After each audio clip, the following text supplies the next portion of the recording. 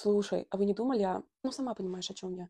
Вам ведь уже тридцатник скоро. А Миша говорит, сначала ипотеку выплатим, потом машину купим. Ну, так-то он прав, ведь это логично. О чем опять шепчетесь? Опять о детях? Да просто как бы нашему уже год, а вы все ждете какого-то идеального момента. А что, по-твоему, детей в кредит заводить? И в однокомнатной квартире, наверное. Ну, ничего, что это просто как бы ответственность. Ну, а когда будет идеальный момент? Когда ипотеку выплатим, ты мне скажешь, что нужно уже на пенсию копить. Я что, не прав? Ты хочешь, чтобы наш ребенок жил в тесноте? Без всего?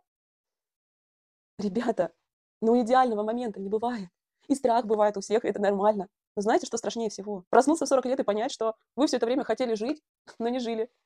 У психолога Юлии Тонковой, кстати, есть очень крутой чек-лист, как перестать откладывать жизнь на потом. Обязательно почитайте. Там очень много вопросов на подумать. И не забудьте на нее подписаться. Она дает каждый раз много полезной информации. И я каждый раз в шоке. Ты боишься.